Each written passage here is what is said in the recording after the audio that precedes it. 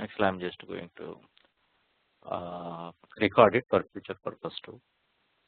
So again, just to give you introduction about myself, I'm the data architect in financial area, kind of freelancing. I've been in this area for last 17 years working on data.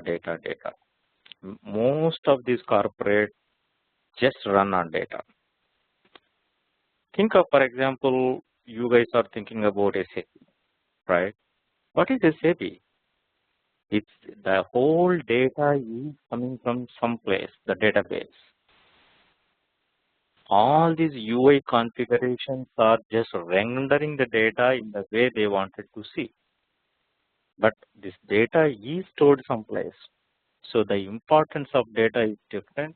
The way we show, the way we format is different. There are two things here. The way we format it and show it to the user is the ERP package, and the data has been storing, the data is stored is another set of tools. Typically, with my experience, I can say that this rendering and formatting data is 25 to 30%. There is so much of activity goes on backend. So that's where actually 70% of the activity goes backend.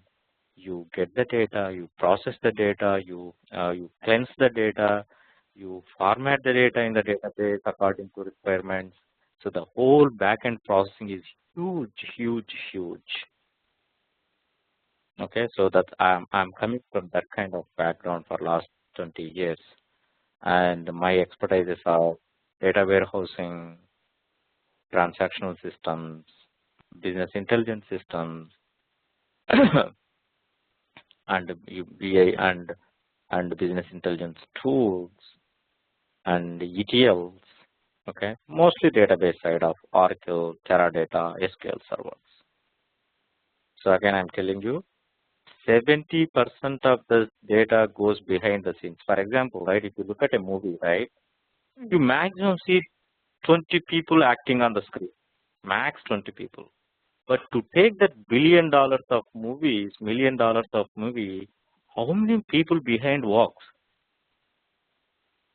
Thousands of people will be working on cameras and writers and in different areas, music. Think of how much actually goes behind the scenes of a movie.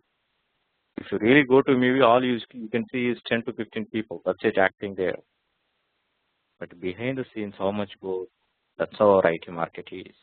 How it goes? I mean, any ERP or any business intelligence or any data warehouse, there is quite a lot of behind the scenes things goes on. Like,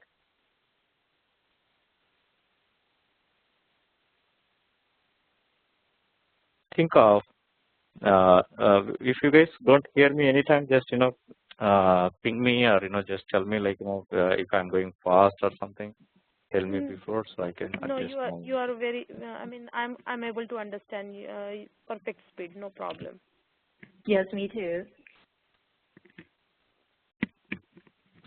Good. How So do there I is quite ping? lot. Sorry to interrupt you. How do I ping, or should I just click that on that chat box? No, don't worry about chat. Just unmute yourself and ask a question. Okay. Yeah, ask a question or tell me if at all you are not able to listen. Okay. Thanks. Okay. So in that way, quite a lot of stuff goes behind where we give a small example. You see the addresses whenever you go to Amazon or any of the websites.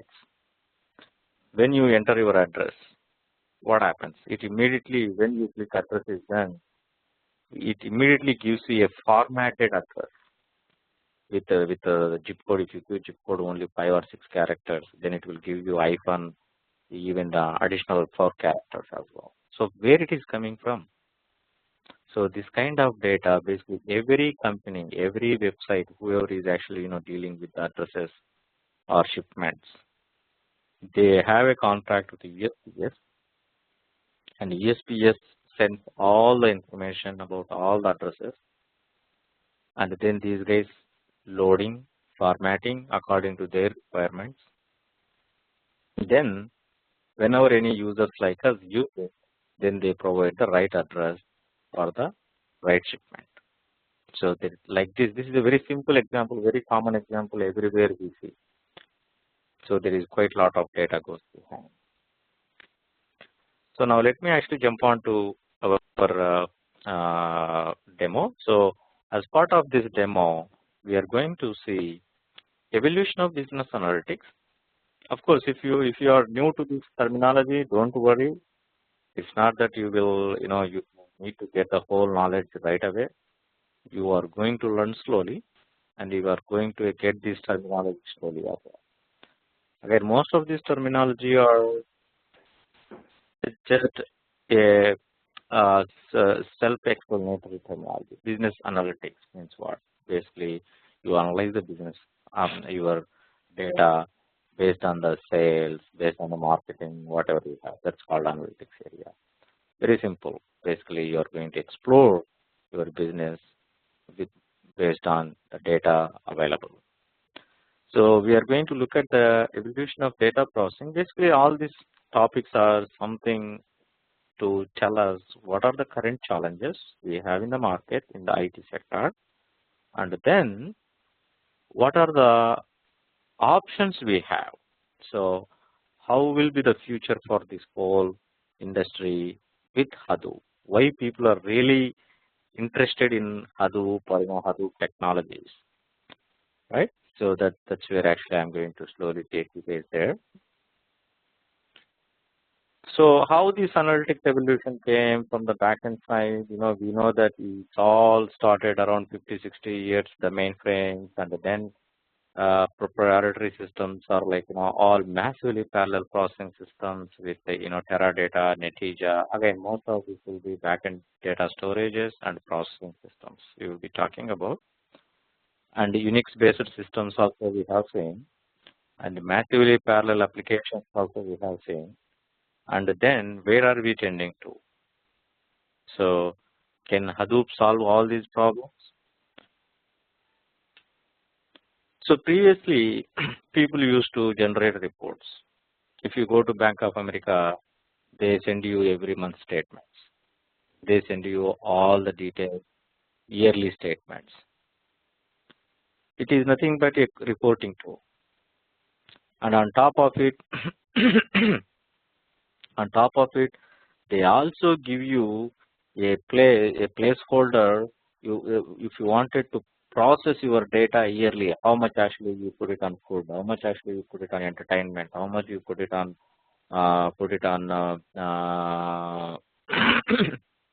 on gas, or how much you put it on travel, right? So you see that kind of analysis how they do. They provide you for to analyze yourself. So that's where actually the analysis also they provide. But now the paradigm is completely shifting from just a simple analysis to predictive modeling. The other side of the story, predictive modeling, cluster and segmentation, optimization, ability analysis. So these are all the futures we are going to use in future, because you have already collected data. For example, you already have 2 years of your transactions in the bank.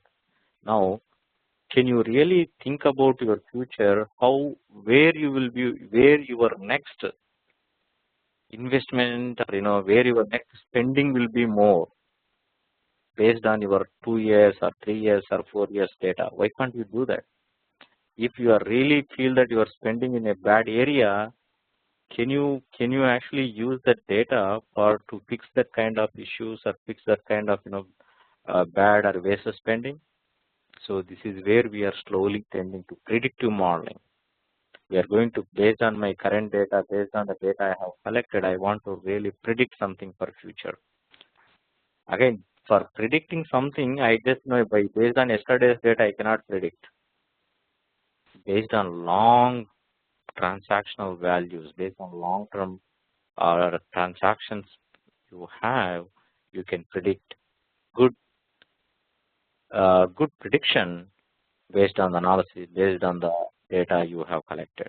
So these are all the different paradigm shifts going on within the company, and for that, you need a data. Okay. So that data storage, processing is important.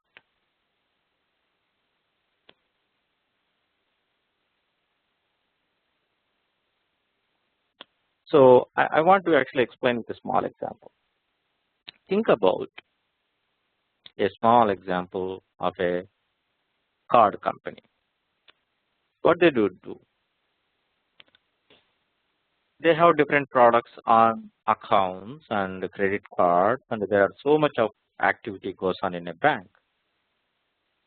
And now I am the customer to the bank, and I am looking for a very good credit card where I don't want to have no annual fee.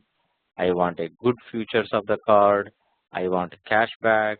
I want 0% APR for 18 months or 2 years. So I am searching for that kind of credit card. So I first log into some area and I search for that, and that will take me to Citigroup or Bank of America, wherever it is. Now you are in the Bank of America or Citigroup website. Once you start searching, that guy will capture all your details. Okay. And what type of details is going to capture? Let us say how the traffic will go. So for this simple example, he is going to traverse in this area. The traffic will collect all the visitor information based on the cookies and all the customer information, how many number of logins, when he logged in, what is his next login, how many number of times he logged in, and what kind of information he searched for every time. Okay. So all this information they are going to store it. And now let us see how much data they are collecting. Look at that. So per month, they will be collecting around 17 million records per day. Okay. 17 million records per day. With 400 information. What is 400 fields? These are nothing but customer name, customer location, and customer interest, customer habit, customer address. All this information, 400 fields, they will be collecting. This is very common. Okay, this is not something new. Even today, even like 10 years ago, they are doing the same thing. That's why actually, how actually do you guys think how these banks or any of these companies come up with beautiful this kind of ideas based on this analysis? So recently, if you see, there are all the companies are providing 0% APR. 5 years ago, 3 years ago, I never saw any bank or any credit card company providing me 0% APRs. But now if you see every credit card company attracting you with a 0% APR. The reason is now they are getting actually more money on this type of products. Right? So how they got this one? They are analyzing, collecting like this data. Look at how many fields he is collecting and how much. For a technology guy, for a business guy, you will be looking at 400 types of information. But for a technology guy, what I see is, how much is this file? How much is the record length? As a technology guy, I think like that. I have now actually, it's at 1 terabyte per a month. So per year, it becomes 12 terabytes. Where can I keep this information? Do I have the storage?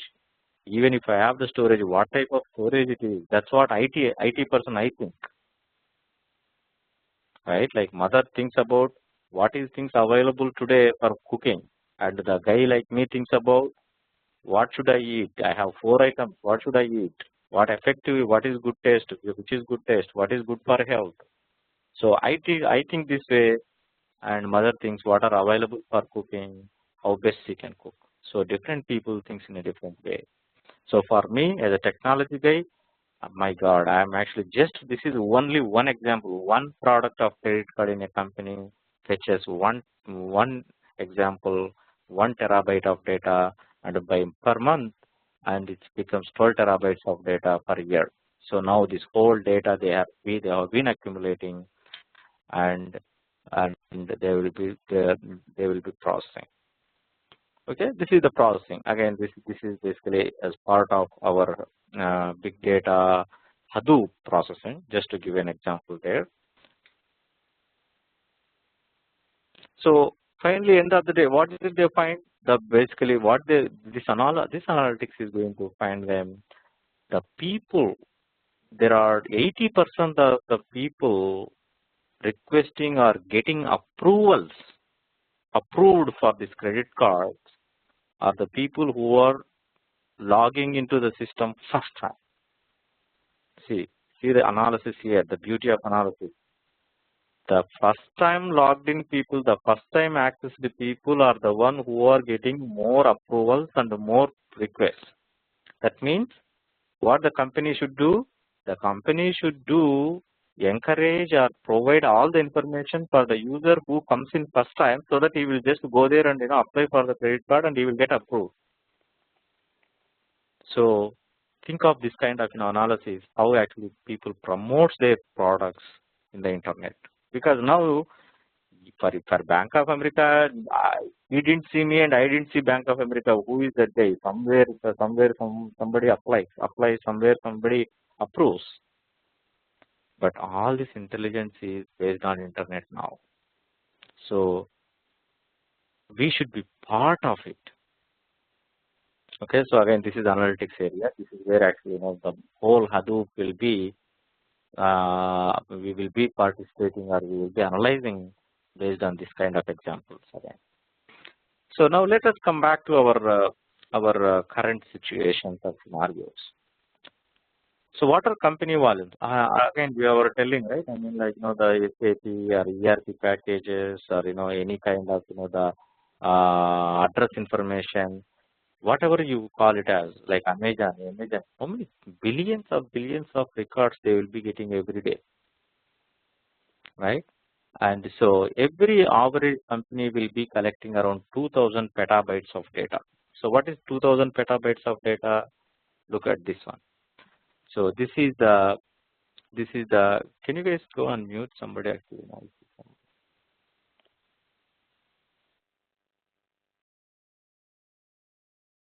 Yeah, now it's better. So this is basically the sizes table. Just look at them. I mean, like if it is petabytes, means it's 1024 terabytes, and exabytes is 1024 petabytes. So that way that the table goes. And minimum every company, whether it is insurance, telecommunications, and banking or finance, whatever it is, they will be collecting around petabytes and zettabytes of data. And see how much data offline as of today. Almost 98% of the data is offline. How much data is online? Only 34 petabytes of data is online. And most of the current systems with online are on RDBMS. You will be most of the reports, if you go to Bank of America, all the reports, whatever you are generating will be coming from some RDBMS system. It's Oracle, Teradata, whatever it is. So, and every RDBMS system is a proprietary system. It's a very huge amounts of millions and millions of dollars they have to spend to manage that system.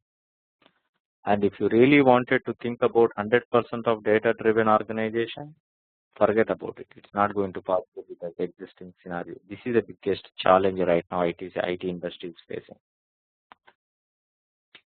Okay, so I will move on. So this is just a give a example about what kind of how the data collections are going on with Facebook, Yahoo, and Twitter, eBay, and on.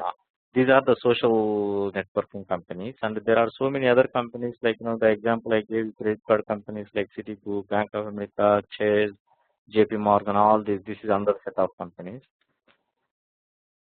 And just to give you a brief idea about what kind of RDBMS systems we have, what kind of database systems we have. First of all, we know that RDBMS systems, Oracle and Teradata, Oracle and SQL Server. Those are typical RDBMS systems where all your requirements will be with SQL based stuff. and they can handle up to some terabytes of data, 10 terabytes, certain terabytes of data. Then came into the picture column-oriented database. This architecture is little different, and they are also SQL-based systems, and they also process certain they have also little more comparatively RDBMS systems. They have a little more capacity, and then came the massively parallel processing systems, and these can handle more than the other system, more than the other capabilities. I mean, at least hundreds of terabytes of systems, and these are also RDBMS systems. And then currently the technology going on in big data, where big data is no SQL. That means it's not not all SQL. It is not only SQL. You can use for not only SQL purpose. See, this is the beauty of the systems right now going on. You can use SQL on top of it, or you can use traditional methods of programming as well. Anything you can use, and it can go up till petabytes and petabytes of data you can store easily and process easily. So that's where actually the big data is moving towards.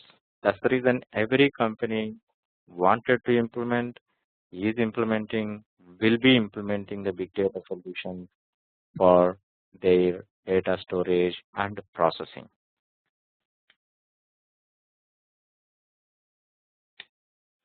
I want to just draw a little bit comparison between our traditional RDBMS systems and the big data. So traditional RDBMS systems also store the data on a file. But for you to get a feeling of table and columns, it is quite a lot of logical entities and a lot of processing goes behind the scenes, right? And that is the reason all these systems have certain limitations. If your processing is more, then you end up with some limitations. That's where actually these all products, whatever is the market, have certain limitations. So if you take a Oracle architecture, these are the different entities it goes with, and that's the reason it has capabilities of certain level. And this is, of course, this you guys know. Of course, don't worry if you are not actually not even knowing about tables and others, also no worries, because you will be learning everything from scratch to big data. Okay, don't worry about that. But at least this is again common sense. The data is stored someplace, and RDBMS systems have their own processing. That's the reason you have some limitation, right? So this is a very common sense. Again, think of a typical common sense kind of area. So this is the data growth. Think of this one. Data is growing at every year 40%. So by 2020, we are expecting 45 zettabytes of data throughout the world. And what is the data importance? Every data has its own importance. Again, in the three directions: data velocity, data volume, data variety. So data variety can be any type of data, web, photos, mobile app, database, whatever you call it. Data velocity can be a batch system, or it can be a periodic, or it can be a real time system. For example, if you take some money from if you withdraw some money from ATM, it has to update immediately. Otherwise, you will go to another ATM and take the same amount of money. So that is called real time. Okay, and data volumes. As we were saying before, it's kind of all the volumes like up to petabytes and zettabytes, or any type of volume. So we have seen the challenges, and we have seen the importance of data and what type of data we have, and what is Hadoop then? Okay, this is all good story, but what should we do with Hadoop? So now we are entering into Hadoop environment, where Hadoop is a simple system with data storage and processing,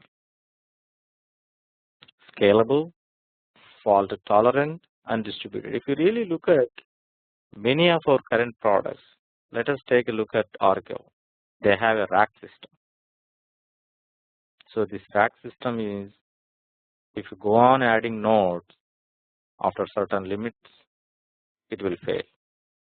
There is no more scalability. There is no more improvements. Even though you add additional nodes, it will not improve because it has its own limitation. Many of these kind of clustering systems, it has its own limitations.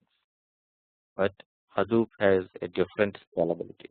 So as you add nodes, as you increase the resources, the performance will be better. And not only that, we have seen many of our RDBMS systems are capable of storing the data in the whatever the data in the form of a table, like a structured data.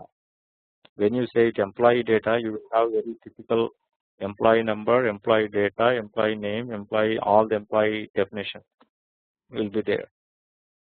You cannot store a web log file into RDBMS systems. You cannot. But Hadoop, you can store in a form of structured or unstructured. Unstructured here is nothing but a web logs or system logs, any type of files. And again, we know large volumes of data it can store. Any type of data variety can be stored. And robust and reliable. And today, if you really see, Yahoo has implemented with 6,000 nodes. That means it's a very reliable system. So it's a dependable system now. And Hadoop runs a clusters of commodity servers. So let us take a real-time example. So when you go to a company, again, company has to pay for somebody, right? When I'm working in a group, and my group actually, it's ours, the transactional system, and all the transactions comes in, and I have to pay for somebody for infrastructure purpose. So we pay for the sysadmins and for the storage purpose, storage, Unix boxes, everything we have to pay within our company. So now if you really look at, if I use a traditional SAN-based system and big data, what kind of differences? So per annual chargeback for 1 terabyte of system, one gigabytes of storage. If you really use our regular systems, it will be like around $2. But if you use the big data system or Hadoop, it will be just 30 cents. I get the same capacity, better than the current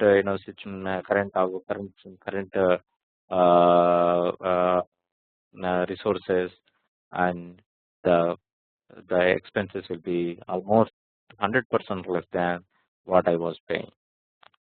Okay, so this is the biggest difference you see when it coming to a cost, and everybody's objective is to reduce the cost. Everybody's. Why we are going to China today for all the products? Because of the cost. It's not because it's a huge heavy quality is available there. It's basically the quality, and it's basically the price. I explained the cost we are going to incur and the quality we are going to get. If it is the same quality, what we are getting here at the 100% less cheaper, then obviously people will go there. And Hadoop is a clustered environment. It's, as we were talking about, you can add nodes to the system and you start working on it. That's it. Boom. So what is a commodity server? Commodity server hardware is something which is not prepared or manufactured for a special purpose. You can take any of the laptop or any of the Dell system, and you can just attach it to your cluster. So now it is part of your cluster, and all your resources will be used there. Or you can get the this new node attached to the cluster, and you get the advantage of this new node capabilities. And if you want a simple cluster, you can use regular machines. If you want a powerful cluster, you can use the little more bigger storage and bigger memory systems, larger RAM systems.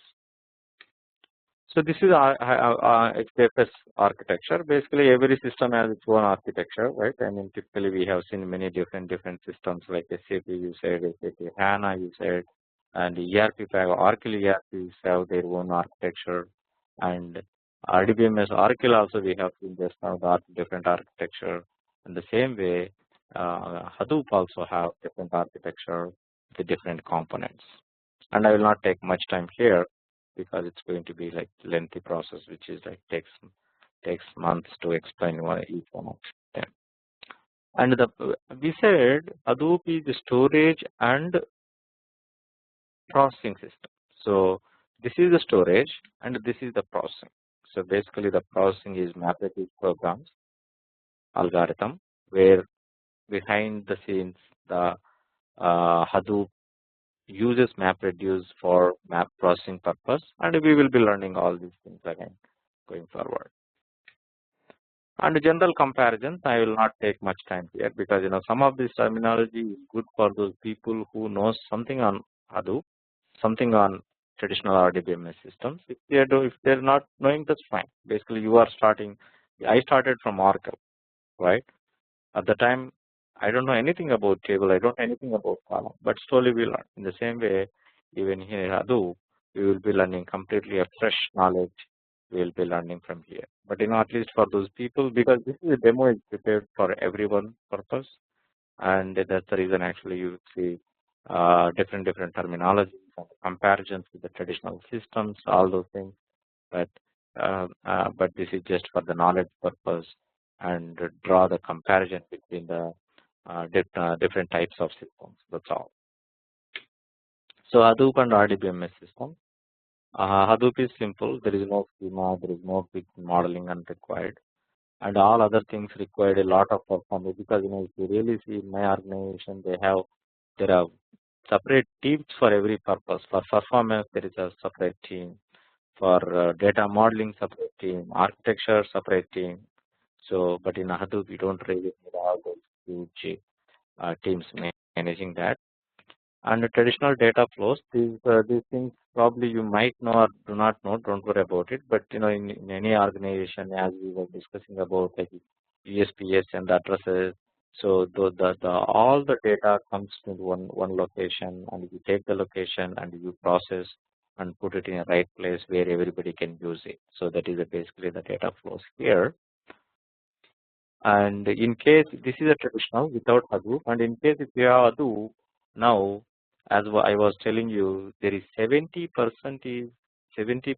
behind the scenes. The data will be processed. That now most of the data is processed in our current RDBMS systems. And now going forward, the prediction is that 80% of the data will be processed in Hadoop environment. Think of how much actually the manpower is required to do this whole activity. So that's where actually the markets are tending towards. Again, this is software life cycle. Don't worry about it. We know that it's again a common system. And the traditional data warehousing ecosystem. So basically, if you already and as part of this whole learning, we are going to deal with the data warehousing systems as well. So you will be getting some good knowledge on data warehousing systems also. And this is a Hadoop ecosystem. So we are going to learn about the Hadoop ecosystem. Okay, so what kind of products are available, how each product I can use, how to build that product. So all these things we will be learning as part of this whole program. And these are the products available in the Hadoop area. All these products, one or other way they are dependent, one or other way they have different features, and based on the requirements, you will be just grabbing that from open source, and you will be using. Of course, there are certain features like Teradata is here in this, but you cannot use Teradata, just grab it and install it. That is a different story. But there are most of the Hadoop is open source, and you can just download it and you can create the framework. And this is most of the corporates as of today, they implement this type of ecosystem. where Hadoop comes with a HDFS and MapReduce, as we were discussing. HBase is a separate product. It's also open source, and all these big Hive, all these products are also part of open source. You can use for different purposes. And a data meter, and these are all the business intelligence solutions, basically UI based solutions. Like you can analyze using these solutions. You analyze the data using these tools. And what is the future value? So this is what actually the McKinsey Global Institute analysis predicts the future value of big data, healthcare and public sector and mobile, retail and manufacturing. And these are the details. You can see all these things in the website. Okay, I just collected from the website only. Detailed level of advantages, and this is very important. So at least by 2018, people are predicting we will have a gap of 50 to 60%. Okay, on big data environments, because there is no people. By 1550, they wanted a huge number of people in IT sector, either for implementation or for analysis purpose, or designers, or programmers, or you call it as architects, whatever you call. So there will be a huge gap going forward, because the requirements will be growing so fast to accommodate all those requirements.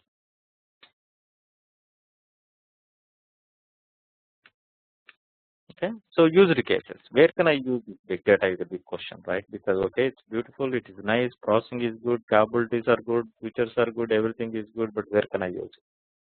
That's the biggest question. So now if you really see, all the banks are opening up a separate big data departments, data innovation departments, typically they call it as, and they are consolidating all their risk modeling. They are consolidating their fraudulent activities, all the banks. So huge activity going on, because now they have collected the data for last 10 to 20 years. Now they have the data, and all these days they were not using it, because it's very expensive to get the data and analyze with the systems available, with like the Teradata or Netezza or Oracle, whatever it is. But now when you get a cheaper system for better analysis, why can't you use the whole data for analysis purpose? So that's where actually they are using these systems.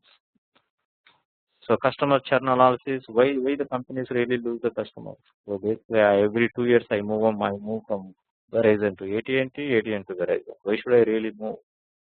If the AT&T can really predict what is my preferences, I can still continue with AT&T only, right? So they can do certain analysis there. Customer preferences. If you really see Staples and IKEA, they send a beautiful, huge books for every customer in the mail. So if they send the same book to the right people, at least they can increase their market share, instead of sending to me where I do and don't go to IKEA, right? So this kind of uh, they can predict the customer preferences. And the campaign efficiency, again this is the same example where with IKEA, campaign efficiency, they can send to the right people. And the promotions, and if they are sending the rebates, or if they are sending the coupons to the right people, if they are sending to my wife, it's better they get their market. But if they are sending to me, they no use at all. I don't even go to shop. So you can send the promotions to the right people. And then machine generated data, it's basically like the power companies or internet companies can predict where the failures can occur. Threats and fraudulent activity, currently which the banks are already doing it. Trader, this is one of the biggest place where Hadoop can be very helpful with a lot of data and data processing. Search, as we were discussing about Google, that's a Google search. You can use, because you have better systems now, faster systems now, heavily capable systems. So your search will be good. New data, where again, as we were discussing about before, there is a huge data sets going on. and we will be predicting by next every year 40% of data is increasing. So now where to store that data? So basically you can use this as a data sandbox as well.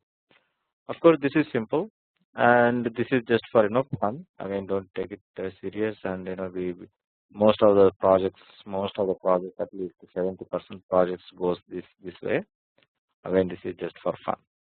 Okay. So this is about the Hadoop and Hadoop ecosystems. Okay. As part of, again, I will have to give this.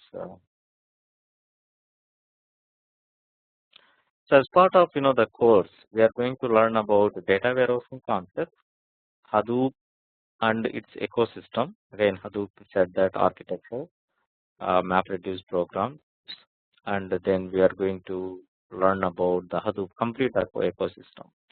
And many of the questions I got from previous sessions are that, so after learning this one, where should I go?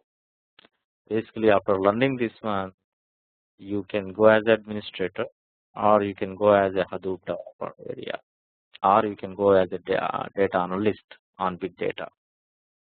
Okay, so it's all based on the knowledge you grab and the knowledge you sell. Okay, so some of the questions it's very tricky, we cannot answer, but all I can say we can give a better knowledge on this one, and you can implement that knowledge in the areas where you are interested. For example, if you say that you don't want coding kind of thing, then you can go as a data analyst in this area. Or if you want to say that, okay, I want a typical technical guy, why can't I? Then you can go as an administrator. And if you are in between all these things, then you can go as a analyst, or analyst, or any type of Hadoop. Because again, Hadoop comes with all type same roles. Architects will be there, administrators will be there, programmers will be there, ETL guys will be there, and it's all again part of the data processing and data presentation, analysis. Everything is analytics. Okay. So said that I'm going to